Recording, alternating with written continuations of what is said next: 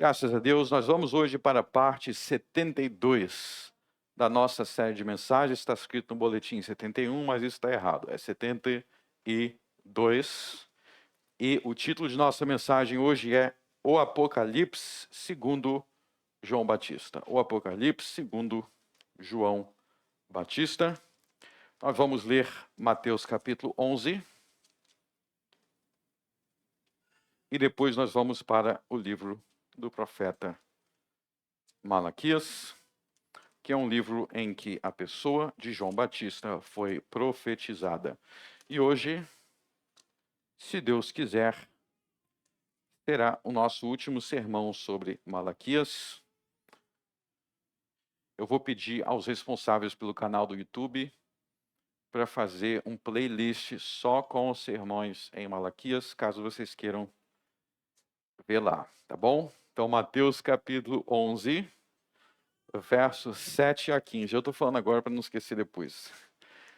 7 a 15. Diz Mateus 11, 7 a 15. E partindo eles, começou Jesus a dizer às multidões a respeito de João: que fostes ver no deserto uma cana agitada pelo vento? Sim, que fostes ver um homem ricamente vestido? Os que trajam ricamente estão na casa dos reis. Mas então que fostes ver um profeta? Sim, vos digo eu, e muito mais do que profeta, porque é este de quem está escrito, Malaquias 3, eis que diante da tua face envio o meu anjo, que preparará diante de ti o teu caminho. Em verdade vos digo que entre os que de mulher têm nascido, não apareceu alguém maior do que João o Batista. Mas aquele que é menor no reino dos céus é maior do que ele. E desde os dias de João Batista até agora, se faz violência ao reino dos céus, e pela força se apoderam dele. Porque todos os profetas e a lei profetizaram até João. E se quereis dar crédito, é este o Elias que havia de vir. Quem tem ouvidos para ouvir, ouça. Muito bem. Vamos voltar para o livro de Malaquias, onde nós vamos ler o texto que Jesus citou. Malaquias é o livro anterior a Mateus, é só voltar um livro. Malaquias capítulo 3, verso 13. Nós vamos ler do verso 13 até o final do livro. As vossas palavras foram agressivas para mim, diz o Senhor. Mas vós dizeis que temos falado contra ti. Vós tendes dito: inútil é servir a Deus, que nos aproveita termos cuidado em guardar os seus preceitos e em andar de luto diante do Senhor dos Exércitos.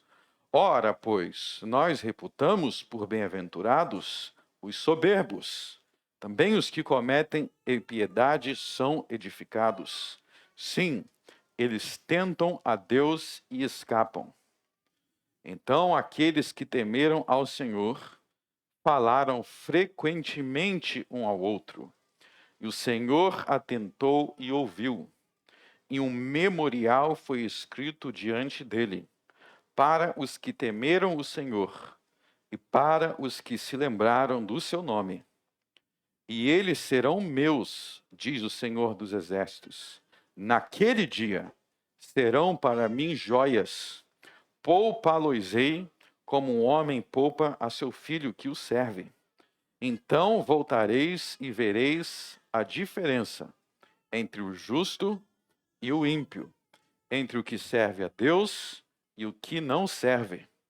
Porque eis que aquele dia vem ardendo como fornalha.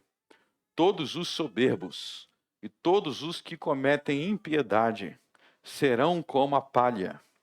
E o dia que está para vir os abrasará, diz o Senhor dos Exércitos, de sorte que lhes não deixará nem raiz, nem ramo.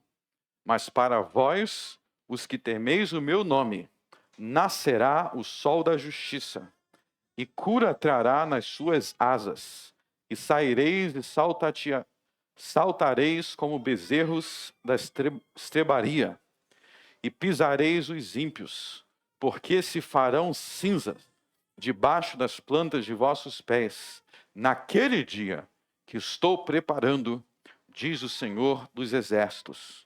Lembrai-vos da lei de Moisés, meu servo, que lhe mandei em Horebe, para todo Israel, a saber, estatutos e juízos. Eis que eu vos enviarei o profeta Elias, antes que venha o grande e terrível dia do Senhor. E ele converterá o coração dos pais aos filhos, e o coração dos filhos a seus pais, para que eu não venha e fira a terra com maldição. Amém. Muito bem, meus irmãos, o texto de nossa mensagem hoje começa com um padrão que é recorrente no livro de Malaquias. Começa com o Senhor fazendo acusações contra o povo e o povo respondendo com perguntas tolas e sem sentido. Verso 13, o Senhor diz: as vossas palavras foram agressivas para mim. Então aí Deus está afirmando, Ele está fazendo uma reclamação. Ele está reclamando que as palavras daquele povo eram agressivas para com Deus. E aí nós aprendemos algo que em Malaquias enfatiza muito, que existem pecados nas palavras. Os pecados não estão somente nas ações, como o próprio Senhor Jesus ensina em Mateus 15 e no sermão profético. O pecado começa na mente, depois ele vira palavras, e depois aquelas palavras se tornam em atitudes, em ações. Um abismo vai chamando outro abismo. Nós devemos, então, tomar cuidado com as nossas palavras. Nós devemos tomar muito cuidado com o que nós dizemos, porque como nós vamos ler nesse trecho aqui, que é o mesmo que o Senhor Jesus ensina lá no Evangelho de Mateus, capítulo 12, que nós vamos ver também, existe um julgamento de Deus e existe um livramento de Deus de acordo com as nossas palavras. Mas, como sempre, ao ouvir as críticas de Deus, o povo responde com uma pergunta: que temos falado contra ti? Que temos falado contra ti? Então vocês veem que isso é um padrão. Volte para o verso 8 que nós pregamos na semana passada. Roubará o homem a Deus, todavia vós roubais e dizeis: em que te roubamos? Se vocês voltarem para o capítulo 2, verso 17, enfadais ao Senhor com as vossas palavras e ainda dizeis: em que o enfadamos? Versos 13 e 14, ainda do capítulo 2, versos 13 e 14. Ainda fazei isso outra vez, cobrindo o altar do Senhor de lágrimas, com choro e com gemido, de sorte que ele não olha mais para a oferta, nem aceitará com prazer da vossa mão. E dizeis: por quê? Mais uma pergunta. Mais uma pergunta. E se você voltar e retroceder até o capítulo 1, o povo no livro de Malaquias está constantemente fazendo perguntas. Então, deixa eu te ensinar como é que o livro de Malaquias pode te edificar. Entenda a pergunta que o povo está fazendo e entenda a resposta que Deus faz para a pergunta. Vá para casa, leia o livro de Malaquias. Se não entendeu alguma coisa, volte nos nossos sermões, e medite. O que o povo pergunta, o que Deus responde, e aí você se faz perguntar. Eu faço perguntas, eu faço questionamentos parecidos com esse povo? Qual a pergunta de hoje? Que temos falado contra ti? Essa pergunta pressupõe um povo que peca e que não sabe que peca. Pior do que estar no escuro é estar no escuro sem saber que você está no escuro. Que temos falado contra ti? Este é o povo que não somente transgride a lei do Senhor, mas que não sabe que transgride a lei do Senhor. Aliás, isso aí refuta, esse livro de Malaquias refuta um pensamento muito comum, que se eu não souber, então eu não sou culpado. Tem muita gente que pensa assim, que se você não sabe, então você não é culpado. Se fosse assim, o povo do tempo de Malaquias seria inocente. Porque o tempo todo eles não sabem de nada. Que temos falado contra ti? Aonde que eu pequei? O que eu falei de errado? Essa é a pergunta. O que eu fiz? O que eu fiz? O que eu falei? Qual o problema do que eu falei? Aí Deus vai responder. Vós tendes dito. Agora Deus vai descrever o pensamento errado deles. E aí vamos ler isso aqui, você precisa meditar se você faz o mesmo tipo de questionamento sobre Deus. Vós tendes dito, inútil é servir a Deus. Que nos aproveita termos cuidado em guardar os seus preceitos e em andar de luto diante do Senhor. Está vendo a pergunta? A pergunta: do que aproveita, do que adianta ter cuidado para guardar os preceitos, os mandamentos, as leis do Senhor? Do que isso adianta? Essa é a pergunta do povo. E aí, eles, no verso 15, é o argumento deles para justificar este questionamento. Qual é o argumento deles? Ora, pois nós reputamos por bem-aventurados os soberbos, também os que cometem impiedade são edificados, sim, eles tentam a Deus e escapam. O que eles estão argumentando? Que os bem-aventurados, os abençoados, ou dito de outra forma, os felizes, ou dito de outra forma, quem está se dando bem são os ímpios. Quem é feliz são os ímpios. Quem é feliz são os que estão fora da igreja, que vivem a sua vida da forma que quiser. Os que cometem impiedade, ou seja, os ímpios, os descrentes, os incrédulos, eles, parece que eles são mais abençoados do que nós que nos preocupamos em guardar os preceitos de Deus. Do que adianta ser cristão? Essa é a pergunta. Eu estaria mais feliz se eu estivesse no mundo? Essa é a pergunta. Vocês precisam meditar no teor da pergunta. Não é só se perguntar, eu nunca falei exatamente essa palavra aqui. Eu nem sei que palavra é essa, reputamos. O brasileiro 2024 não sabe ler direito e fala, então não fiz esse questionamento não.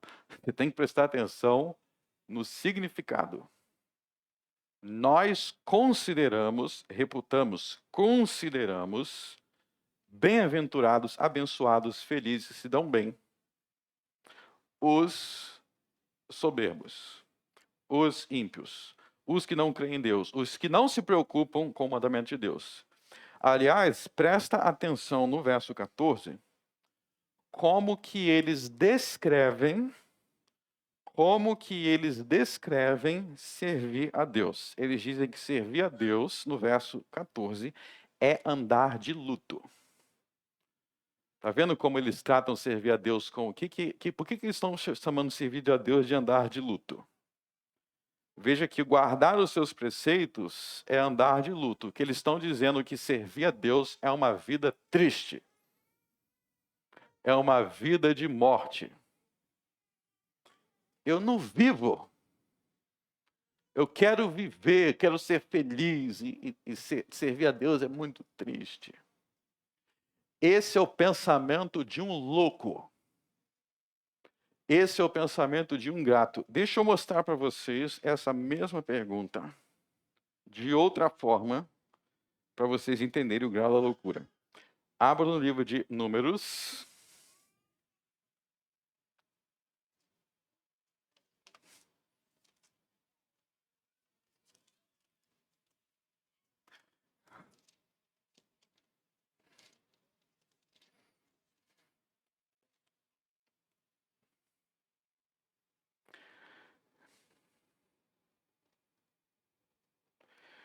capítulo 14. É a mesma pergunta com outras palavras. Aí vocês vão entender o grau da loucura. Números capítulo 14.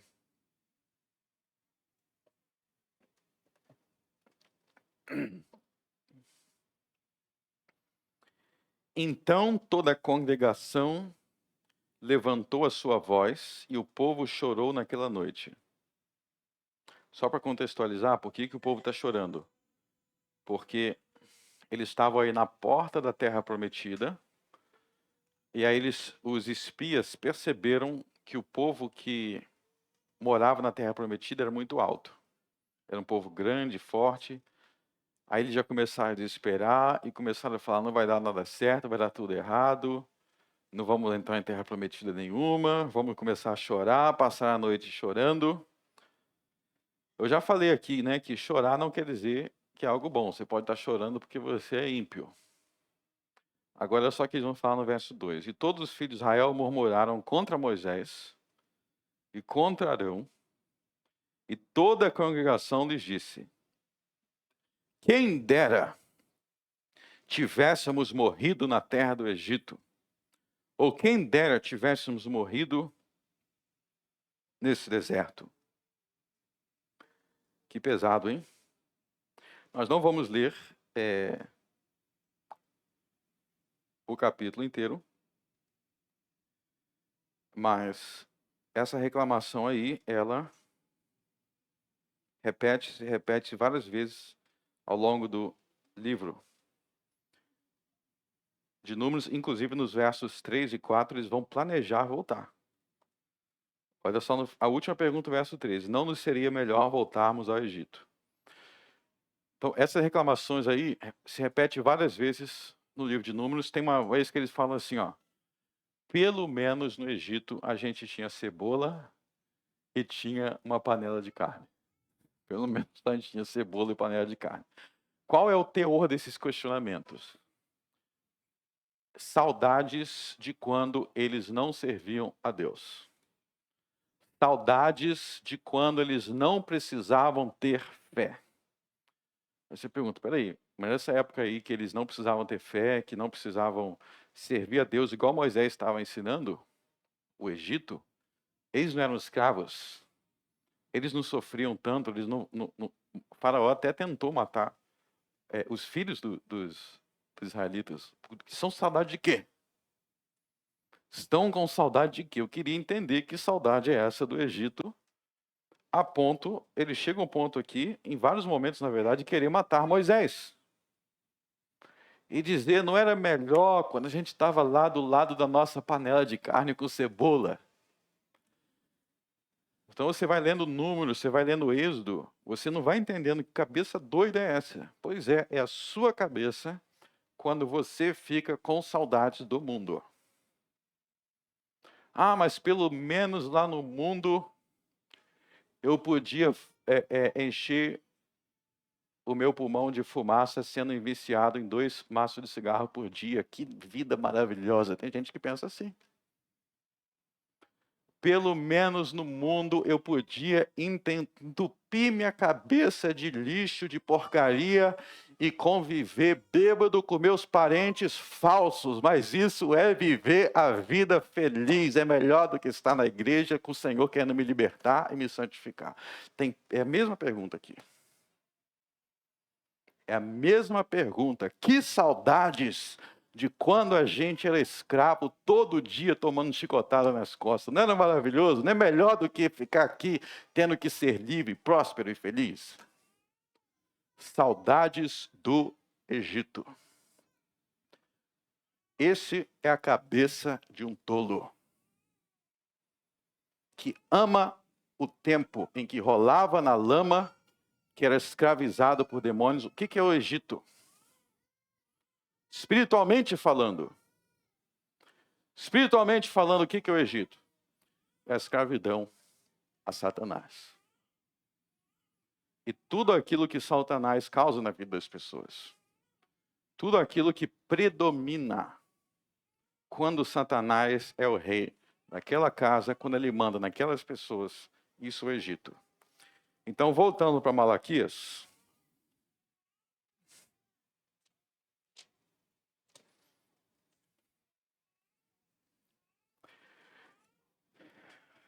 Existe aí, no versos 14 e 15, então, o pensamento, e eu quero dar ênfase nas palavras, as palavras dos adoradores falsos de Jeová, que têm saudades do Egito. Mas no verso 16 vai entrar um segundo grupo de pessoas. Olha só o verso 16. Então, aqueles que temeram ao Senhor falaram frequentemente um ao outro. Aqueles que temeram ao Senhor falaram frequentemente um ao outro. Então veja que aí tem dois grupos de pessoas e dois grupos de falas. É importante entender isso, está enfatizando que cada grupo de pessoas se caracteriza pelo seu modo de falar. Tem o grupo que falava bobagem, mas tem o grupo do verso 16, que é o grupo dos que temeram ao Senhor, e o temor deles ao Senhor se reflete naquilo que eles falam. As suas palavras indicavam temor.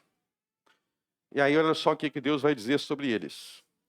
E o Senhor atentou e ouviu. E um memorial foi escrito diante dele para os que temeram ao Senhor, para os que se lembram do seu nome. Então aí Deus está dizendo que ele está atento para a fala, as palavras dos tementes. Assim como ele condenaria os ímpios por suas falas blasfemas e pecaminosas, ele defenderia os justos, e a característica dos justos aí estão nas suas palavras. Veja que isso daí é o mesmo que o Senhor Jesus ensinou em Mateus 12. Abram em Mateus 12. É só avançar um livro aí.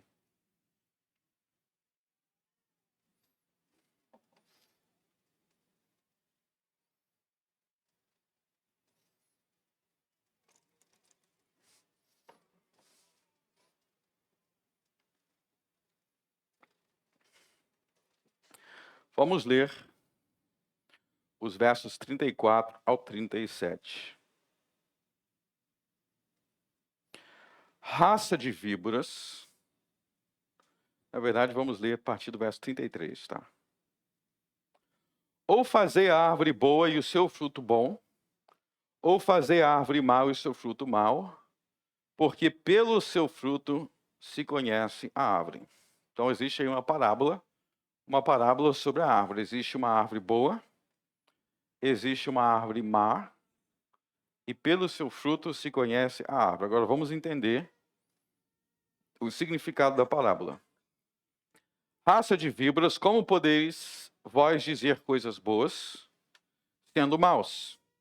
Pois do que há em abundância no coração, disso fala a boca. O homem bom tira boas coisas do bom tesouro do seu coração, e o homem mau do mau tesouro tira coisas más. Mas eu vos digo que de que toda palavra ociosa que o homem disserem, hão de dar conta no dia do juízo. Porque por tuas palavras serás justificado, e por tuas palavras serás condenado. Então, vamos entender a parábola do verso 33. O que é a árvore boa do verso 33? No verso 35, nós vemos que a árvore boa é o homem bom. E a árvore má é o homem mau. E o que caracteriza o homem bom? O que caracteriza o homem mau? Verso 34. O homem mau diz coisas más. E o homem bom? Ele diz coisas boas. Por quê? Final do verso 34. Pois do que há em abundância no coração, disso fala a boca. E a gente precisa entender algo que eu já falei muito aqui e que é algo muito entendido, muito errado por muitos cristãos. As pessoas ficam dizendo que não tem como a gente saber o que há no coração das pessoas. Você não sabe o que tem no meu coração. E eu vou repetir o que eu já disse muitas vezes aqui. Eu sei sim o que tem no seu coração. Eu sei. Se eu te conhecer, eu sei. Ah, você não pode me julgar porque você não sabe como é que é o meu coração. É claro que eu sei. Como é que eu sei? Vou te explicar. Se você for na minha casa, você abrir a torneira e sair água preta, a água está saindo da torneira preta, suja, de sujeira. E eu boto assim, eu sinto um cheiro. Aí você fala para mim, Frank, você não tem como saber se essa água está suja. Por que não tem como saber? Porque você não está vendo o cano. O cano está escondido atrás da parede. Você não sabe se a água que está saindo daí vem daí desse cano. Ué, se eu abrir a torneira e está saindo dali suja, porque do cano está vindo assim. Isso não é óbvio? É óbvio. Da mesma forma, se eu ver uma laranja, eu sei que aquilo é um pé de laranja. Da mesma forma, Jesus está dizendo que, com base nas suas palavras, eu tenho como saber o que há no seu coração. Com base nas suas palavras, porque o seu coração é o cano. O seu coração é o cano. Realmente, eu não estou vendo o cano, eu não vejo o seu coração de forma direta. Mas eu estou vendo se da sua boca se sai lixo ou se sai ouro. Por quê? Pois o que há em abundância no coração, o que há em abundância no coração, eu estou vendo sair da sua boca, então eu sei sim o que você gosta, o que você não gosta no seu coração. É só ver se na sua palavra, na sua boca tem muita fofoca, é porque no seu coração eu sei que lá dentro tem muita fofoca. Se na sua boca tem muita murmuração, eu sei que você tem um coração murmurador. Que o seu pensamento é de murmurador. Se do seu palavrão sai muito, da sua boca sai muito palavrão, eu sei que no seu coração, na sua mente, o coração na Bíblia é a mente. Nos seus pensamentos, você é uma pessoa que está faltando respeito. Porque tudo você xinga. Então, sim. Agora, eu não conheço seu coração se eu não tiver o costume de conversar com você. Agora, se eu converso muito com você, eu converso com você. Sempre que eu converso com você, você está falando de coisas boas. Tudo que você fala, coisas boas, é de acordo com a lei de Deus. Você não é fofoqueiro, você não é murmurador. Você é uma pessoa que transmite esperança. Você é uma pessoa que transmite fé. Você dá força para os seus amigos. Sim, eu conheço que o seu coração é bom. É isso que Jesus está dizendo. Sabe por que as pessoas ficam complicando as coisas, dizendo que você não conhece nada? É porque não quer ser descoberto. Então a pessoa só abre a boca para fofocar, para murmurar, para falar mal. Não demonstra firmeza. Ela fica com esse papo aí de que ninguém sabe meu coração. Isso é porque ela não quer ser exposta em quem ela realmente é. Mas está todo mundo vendo que a água daquela torneira ali está saindo podre. Está todo mundo vendo que não dá para beber daquela torneira ali. Porque o cano tem um problema no fornecimento da água. Não preciso ver da origem para saber o que está saindo dali. Vocês estão entendendo? Então, vigie muito as suas palavras. Por quê? Porque você, no dia do juízo, verso 36, nós vamos prestar conta de nossas palavras. Seja, verso 37, sendo inocentados, justificados, seja sendo condenados. Esteja sendo condenados. Então, inclusive, essa é uma maneira de analisar o seu coração. Analise o seu próprio coração vendo quais são os seus assuntos. Quais são os seus papos. Você é uma pessoa que tem bons frutos nas palavras ou maus frutos. E deixa eu acrescentar mais uma coisa sobre essa questão de palavras antes da gente avançar. É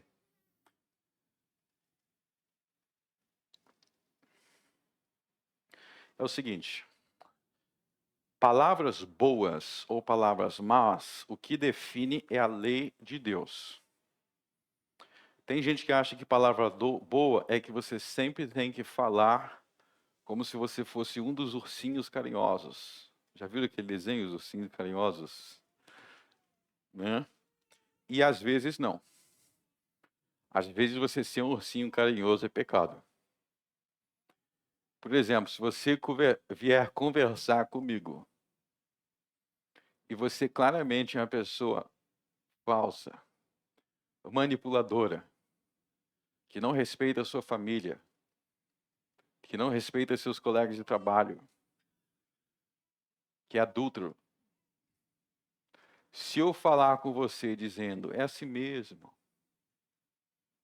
tudo bem, pode vir que todo mundo vai passar a mão na sua cabeça, ficar só concordando, isso é pecado, sabia?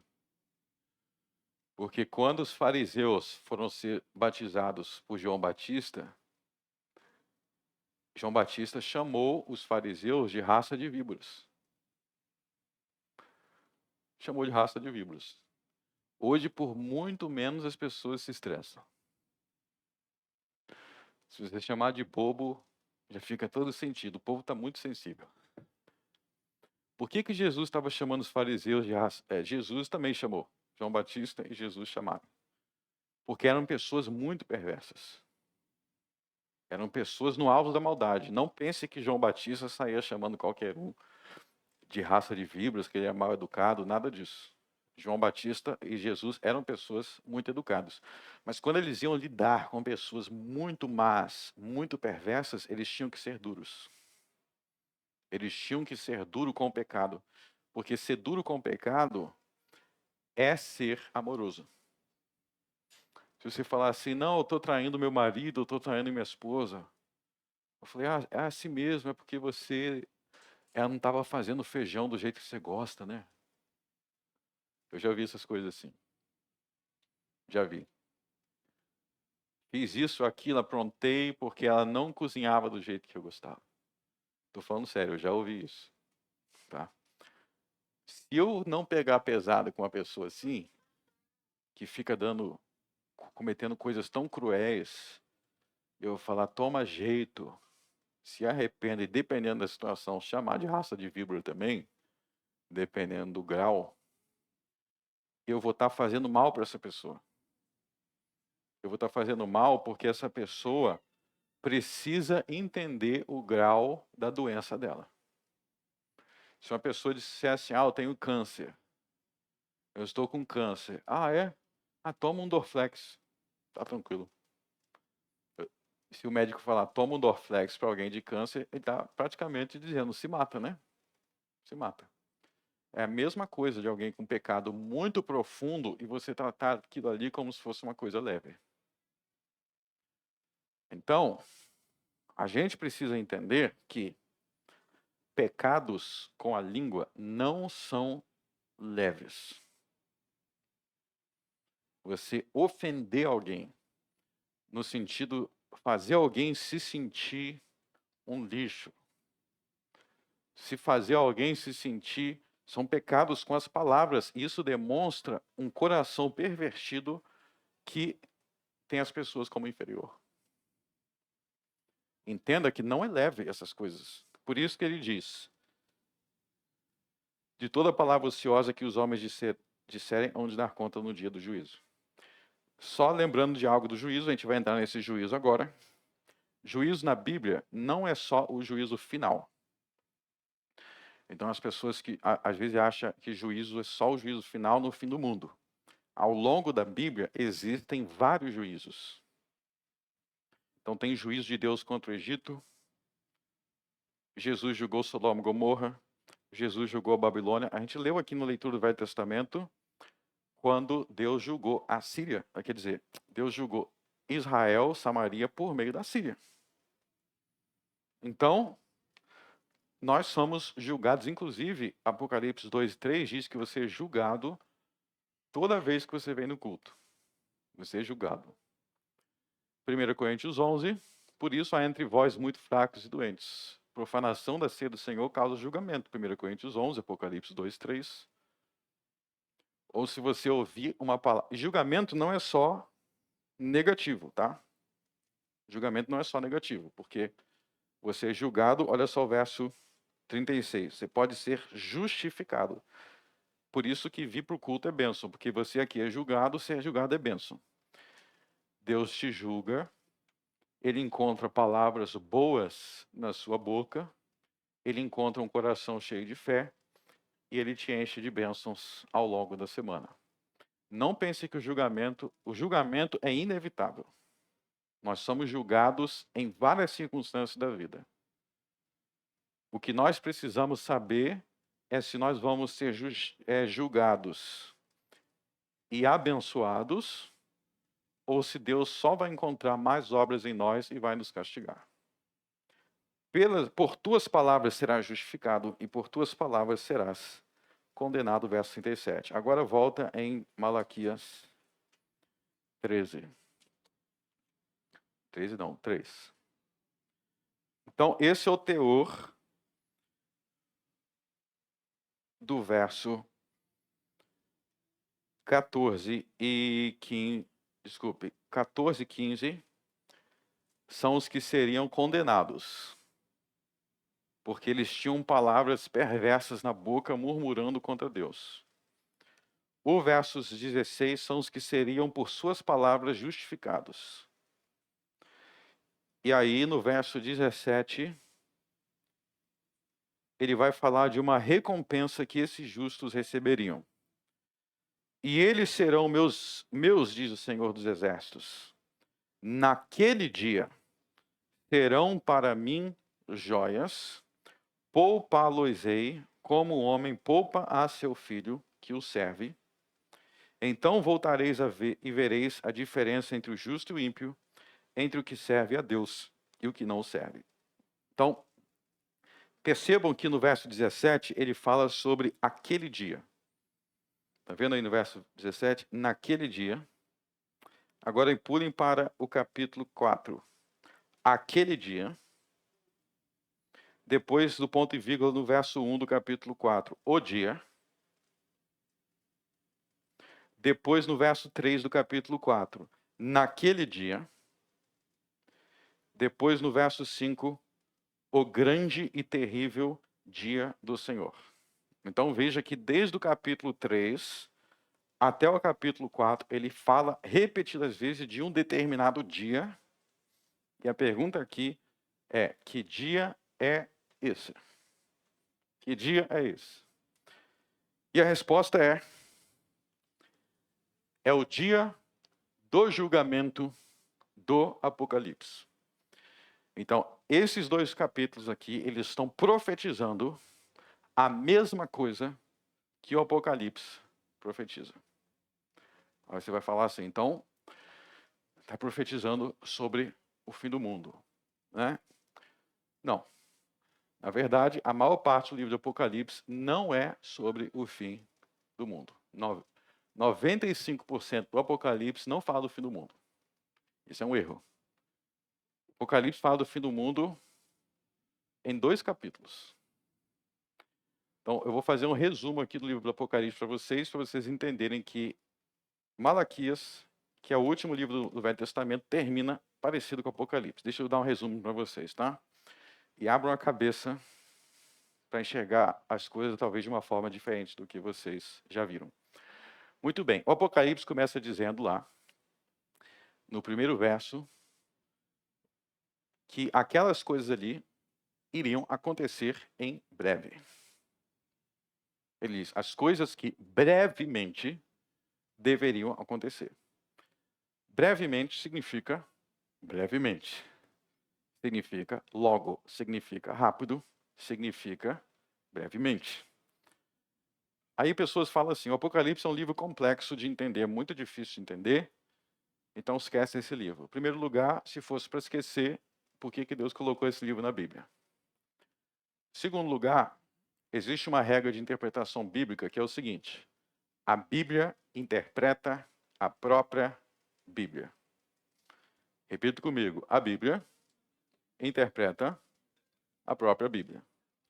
Então, exemplo, Apocalipse 5, João teve uma visão de um cordeiro no céu.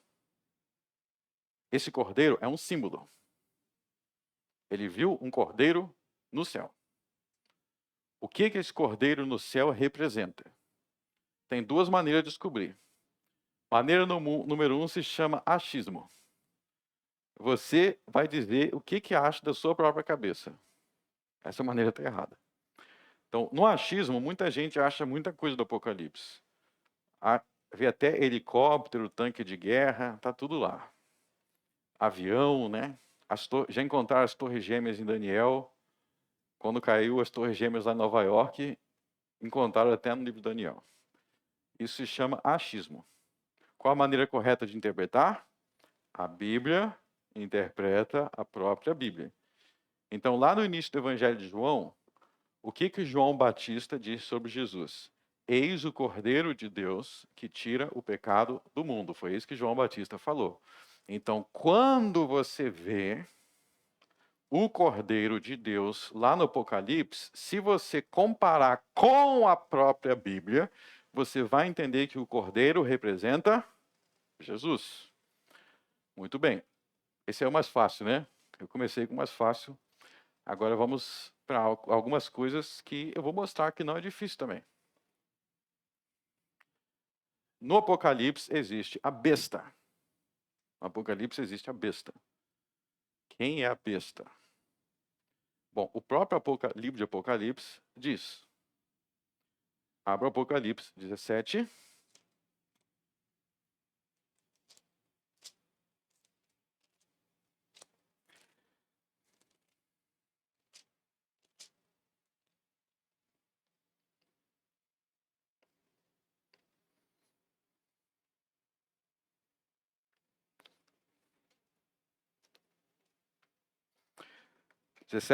E o anjo me disse, por que te admiras?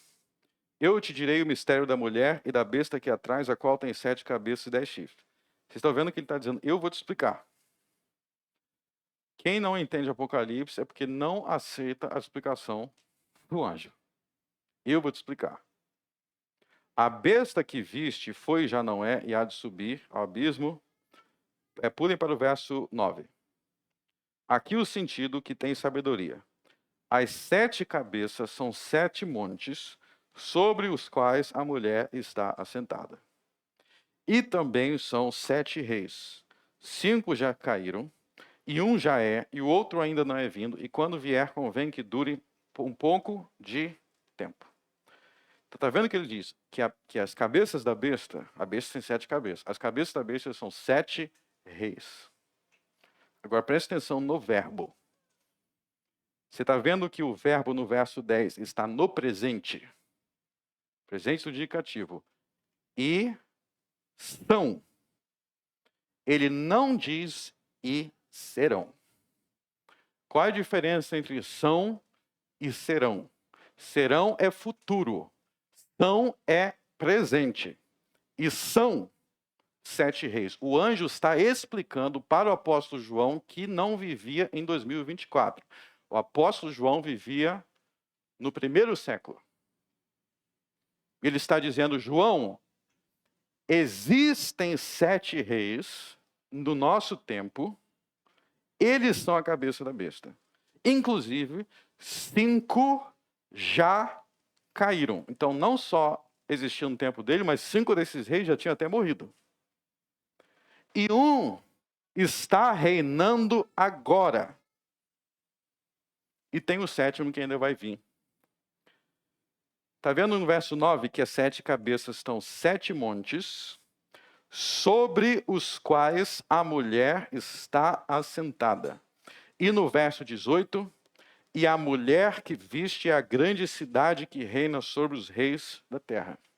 Se você perguntasse para o apóstolo João com quem o anjo está conversando e quem está explicando, você ia perguntar, João, qual é a cidade que reina sobre os reis da terra? Ele ia te responder, Nova York?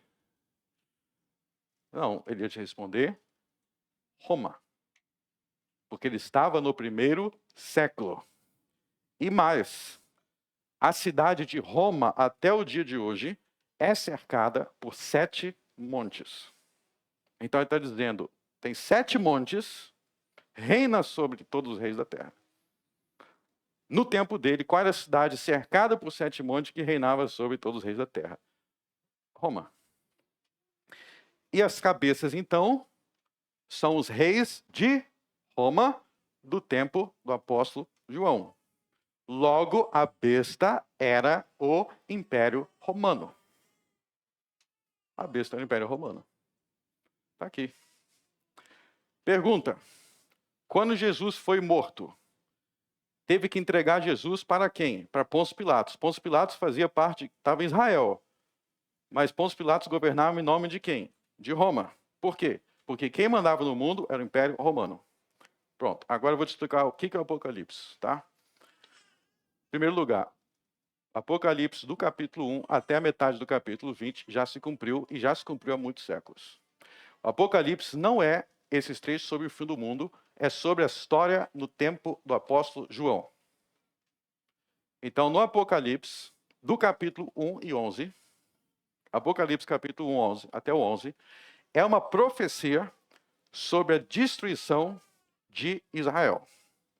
É a profecia do julgamento de Cristo contra Israel, que se cumpriu na geração dos apóstolos, na guerra judaico-romana, entre 66 e 63, Israel foi destruído.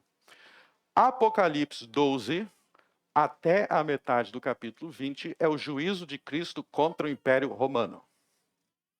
Então, a igreja primitiva tinha 2 inimigos. Os judeus e os romanos. É só ler os evangelhos. Quem matou Jesus? Os judeus se uniram com os romanos para matar Jesus. Atos dos Apóstolos. Quem persegue os apóstolos em Atos? É sempre uma aliança entre os judeus e os romanos. Pois bem, o Apocalipse diz que os 2 inimigos da igreja, os judeus e os romanos, seriam derrotados. O livro do Apocalipse é sobre isso. Simples. Não tem mais mistério que isso. Eu me lembro que eles diziam que eu lembro da época que Obama era besta. Eles conseguiram vincular com as Torres Gêmeas, Osama Bin Laden. Meu Deus, o que Obama tem a ver com isso daqui? O que Osama Bin Laden tem a ver com isso daqui? É muito fácil você usar a sua imaginação para acusar qualquer um. Agora, quando você deixa a Bíblia interpretar a Bíblia, a coisa começa a fazer mais sentido, e faz mais sentido, inclusive, com o Novo Testamento. Ok? Isso que eu acabei de explicar é o mesmo assunto de Malaquias. Volta para Malaquias.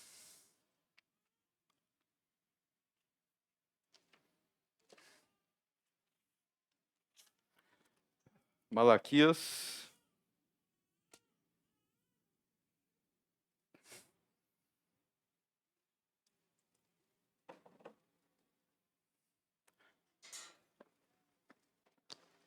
Malaquias 4. Quando ele fala em Malaquias 4, verso 1, sobre aquele dia que viria ardendo como fornalha, aquele dia em que os soberbos seriam destruídos, que seriam como palha, aquele dia era um dia de um julgamento do Senhor. Ele está dizendo, vai vir um julgamento do Senhor. Que julgamento foi esse? Vamos lá, qual é o assunto do livro de Malaquias? No capítulo 1, o culto no templo é corrompido. Capítulo 2, os sacerdotes do templo são corrompidos. Capítulo 3, o povo de forma geral está corrompido, de Israel. Capítulo 4, virá um juízo em que este templo, que no capítulo 1, no capítulo 2, que no capítulo 3, este templo, esta cidade, este povo que foi condenado nos capítulos anteriores, eles são destruídos no capítulo 4. Ou seja, esse julgamento é um julgamento contra Israel que serviria para responder às perguntas tolas que foram feitas ao longo de todo o resto do livro. Porque o povo nos estava perguntando, o povo de Israel estava perguntando, e aí, Deus não julga os soberbos, não? E aí, Deus não vai fazer nada com os malfeitores, não? Termina o livro dizendo, eu vou destruir vocês, porque o teu templo, o teu povo, os teus sacerdotes são todos corrompidos e, portanto, serão todos destruídos. E foi sobre isso que... E aí entra João Batista. Está vendo no verso 5? Eis que eu enviarei o profeta Elias. Lá em Mateus 11, Jesus explicou que esse Elias não é o Elias literal. Assim como o cordeiro no céu não é um cordeiro literal, assim como a besta não é um monstro literal, são símbolos proféticos. João Batista simbolicamente, ele é Elias. Por quê? Porque Elias profetizou contra Israel em um período de grande apostasia e João Batista faria a mesma obra de Elias. Então ele é chamado de Elias. E quando que Elias... Verso 5. Então vos enviarei o profeta Elias, ou seja, João Batista, antes que venha o grande e terrível dia do Senhor. Ou seja, ele enviaria João Batista quando estivesse próximo o julgamento de Israel. E vocês podem ver isso no Novo Testamento. Abro no Evangelho de Lucas.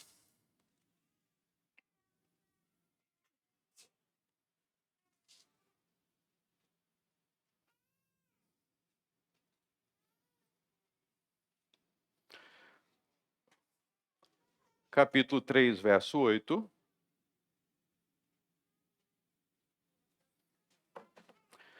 Produzi, pois...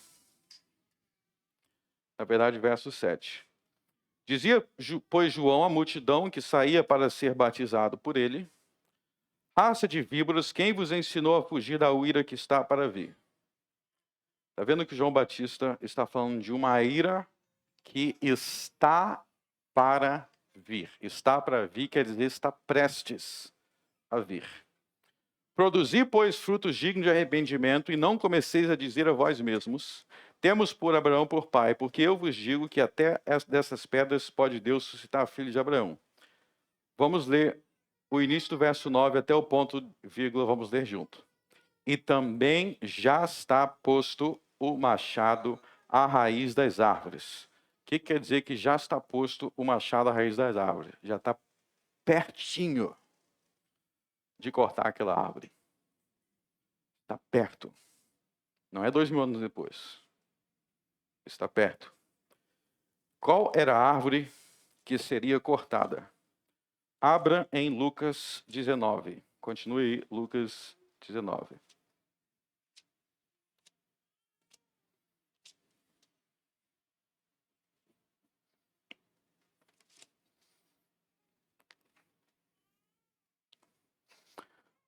Lucas 19, 41. E quando ia chegando, vendo a cidade de Jerusalém, chorou sobre ela, dizendo: ah, se tu conhecesses também, ao menos nesse teu dia, o que a tua paz pertence. Mas agora isto está encoberto aos teus olhos. Vamos ler todo mundo junto, verso 43.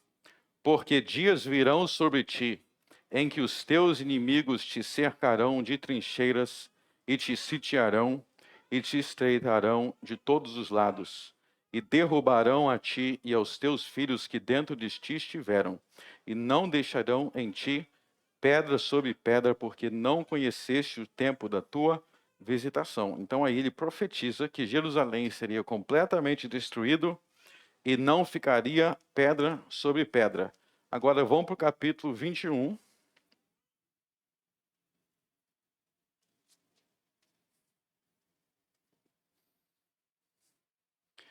Versos 24.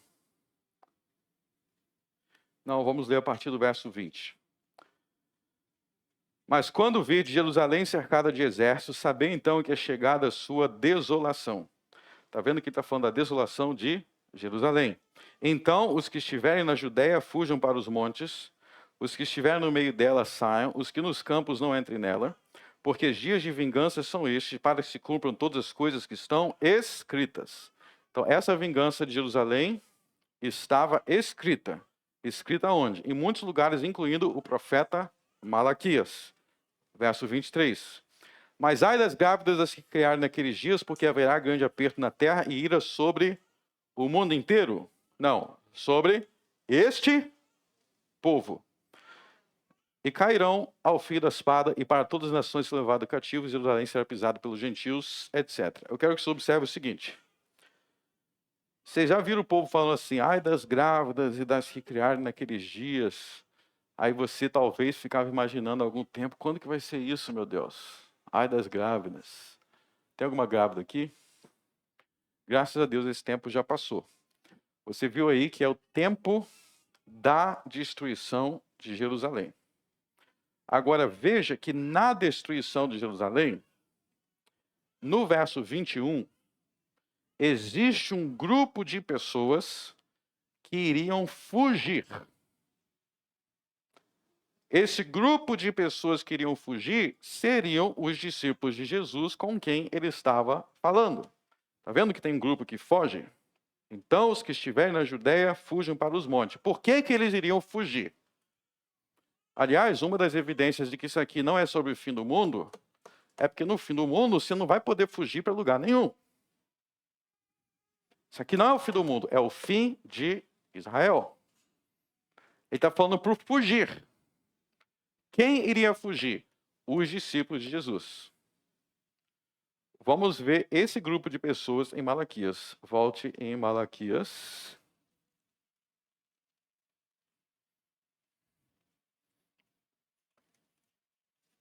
Três.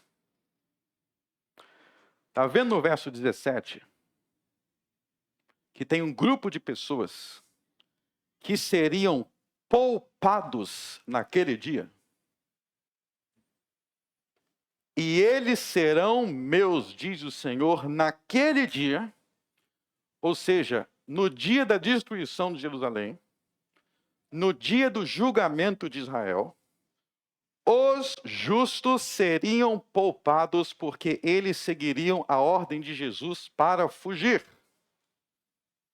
E então, vocês que murmuravam contra o Senhor, vocês que se perguntavam, cadê a justiça do Senhor? Vocês vão ver, está aí a justiça do Senhor, que meu servo João Batista profetizou. Vocês serão destruídos, e os meus servos serão poupados. Poupá-los-ei, como o homem que poupa seu filho, então voltareis e vereis a diferença entre o justo e o ímpio. Ou seja, eu vou calar a boca dos murmuradores, que reclamavam do Senhor, que profanavam o templo, os sacerdotes corruptos, que questionavam o Senhor, cadê o Deus do juízo? Eu vou mostrar o meu juízo destruindo vocês. E aí vocês vão saber que eu defendo, sim, os meus justos, que são minhas joias preciosas. Eles chamam os justos de minhas joias. Meus irmãos, esse juízo passado, esse juízo já se cumpriu, mas ele é uma lição para nós. Existe uma destruição, um julgamento, um juízo contra aqueles que pecam em suas palavras. E existe uma palavra, uma promessa de bênçãos. Uma promessa de muitas bênçãos, uma promessa de ser considerado como uma joia ao Senhor para aqueles cujas palavras são retas. Há um memorial diante daqueles que temem ao Senhor e manifestam esse temor com as suas palavras. Vocês têm que entender que aqui está dizendo que uma nação inteira foi destruída por suas palavras perversas. E a gente vê isso nos evangelhos, né? As palavras perversas contra Cristo. As palavras perversas contra os apóstolos. O dia do Senhor veio contra eles. E João Batista e o apóstolo João anunciaram esse dia do Senhor. Esse dia do julgamento. Aliás, se vocês não sabem, as 7 trombetas do Apocalipse são o dia do Senhor de Malaquias 3 e 4. Foi a destruição de Israel. Então você precisa entender aquilo que Jesus ensinou em Mateus 12.